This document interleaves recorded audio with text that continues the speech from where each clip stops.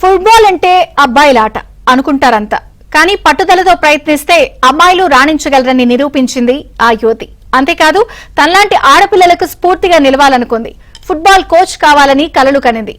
అడ్డంకులెన్ని ఎదురైనా సూటిపోటి మాటలు ఈటల్లా గుచ్చుకుంటున్నా తన గురి మాత్రం తప్పలేదు. తెలంగాణ రాష్ట్రానికి తొలి మహిళా ఫుట్బాల్ కోచ్ గా రాణిస్తూ నవ్విన నోళ్లతోనే సభాష్ అనిపించుకుంటున్న వనితపై మహిళా దినోత్సవం సందర్భంగా ప్రత్యేక కథనం.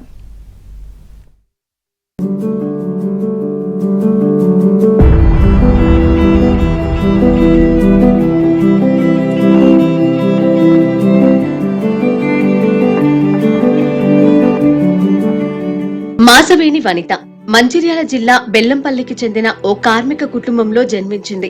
ఆమె చిన్నతనంలోనే తండ్రి గని ప్రమాదంలో చనిపోయాడు. వనితతో సహా 4 ఆడపిల్లలున్న ఆ కుటుంబ బాధ్యతలు అన్నీ తల్లే చూసుకునేది. అలా ఎన్ని ఆర్థిక కష్టాలు వచ్చినా ధైర్యంగా ఎదుర్కొనేది. చదువుల్లో రాణిస్తూనే క్రీడల్లో ఆసక్తి కనబరిచింది. చెల్లెలు ఆసక్తిని గమనించిన 3వ సోదరి జ్యోతి వెన్నుతట్టి ప్రోత్సహించింది. ఆమె కూడా మంచి ఫుట్బాల్ క్రీడాకారిణి కావడంతో వనితకు సూచనలు సలహాలు ఇచ్చింది. సోదరి సలహాతో మొదట రన్నింగ్ ప్రాక్టీస్ చేసింది. అలా పరుగుపై పట్టు సాధించడంతో పీఈటీ రోజా వరకుమారి వనితను గుర్తించి ఫుట్బాల్ టీంలోకి తీసుకున్నారు.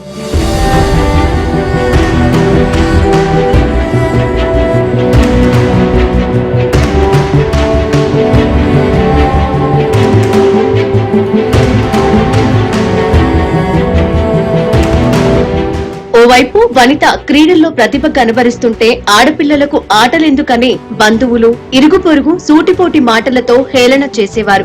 ఆ సమయంలో తల్లి శిక్షకులు అండగా నిలిచి ప్రోత్సహించారు. దాంతో కళాశాల రోజుల నుంచే రాష్ట్ర జాతీయ స్థాయి ఫుట్బాల్ పోటీల్లో పాల్గొని అద్భుత ప్రతిభతో జట్టు విజయంలో ముఖ్య పాత్ర పోషిస్తున్నారు.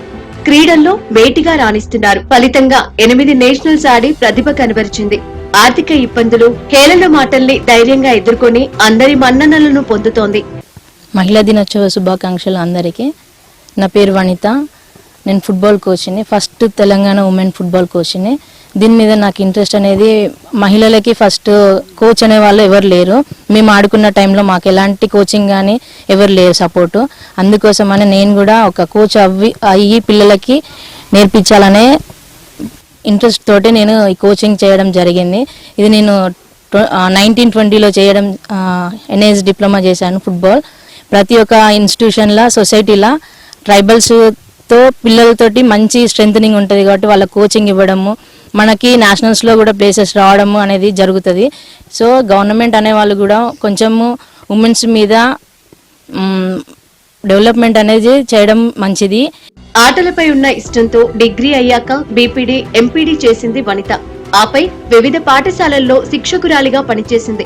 కానీ తెలియని ఏదో అసంతృప్తి. మరెంతో మంది ఆడపిల్లలు ఈ ఆటల్లో రాణించాలంటే ఫుట్బాల్ కోచ్ గా మారాలని నిర్ణయించుకుంది. అందులో భాగంగా కోల్కతాలో డిప్లొమా కోచింగ్ ఇన్ ఫుట్బాల్ లో శిక్షణ పూర్తి చేసుకుంది. 2020లో స్పోర్ట్స్ అథారిటీ ఆఫ్ ఇండియా నుంచి శిక్షకురాలిగా గుర్తింపు పొందింది.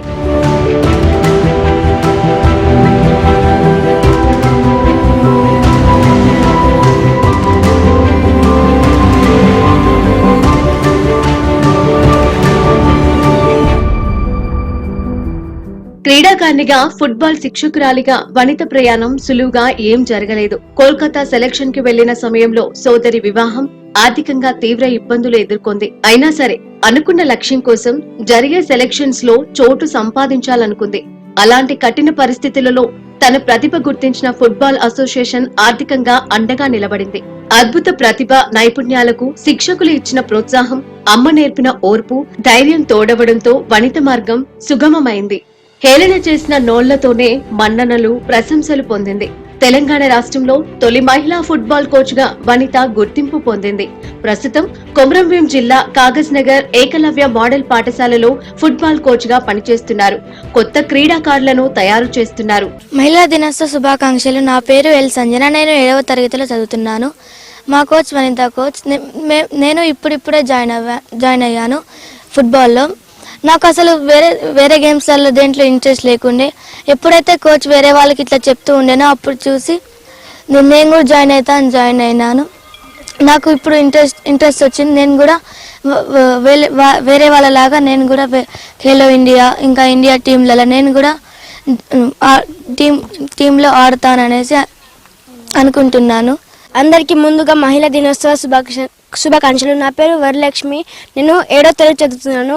నా అభిప్రాయం ఏంటంటే అమ్మాయిలకి ఇంకా అబ్బాయిలతోటి సమానంగా చూడాలి. అందరూ అన్ని గేమ్స్ కానీ ఏదైనా స్టడీస్లా అందరికీ సమానమే తీసుకువెళ్ళాలి. నేను ఇప్పుడే నేర్చుకుంటున్న ఫుట్బాల్.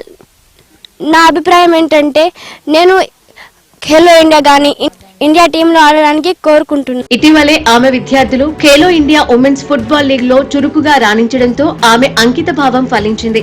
గజ్వేల్లో జరిగిన 224 ఎడిషన్ పోటీలో వనిత కింద శిక్షణ పొందిన 10 మంది యువ మహిళా ఫుట్బాల్ క్రీడాకారులు సత్తా చాటారు. అండర్ 13, 15, 17 విభాగాలలో నిజామాబాద్ లోని కేర్ ఫుట్బాల్ అకాడమీ, హైదరాబాద్ లోని డెక్కన్ డైనమోస్ కు ప్రాతినిధ్యం వహించి లీగ్ లో తమ నైపుణ్యాలను ప్రదర్శించారు. అంతేకాకుండా ప్రతి సంవత్సరం మేలో జరిగే వివిధ వేసవి శిబిరాల సమయంలో ఆమెకు 50 నుండి 60 మంది యువతకు ఉచితంగా కోచింగ్ అందిస్తున్నారు. ప్రతిభ గల వారికి తన వంతు నైపుణ్యం అందిస్తున్నారు. ఆమె ఇంకా ఎదగాలని మనము కోరుకుందాం.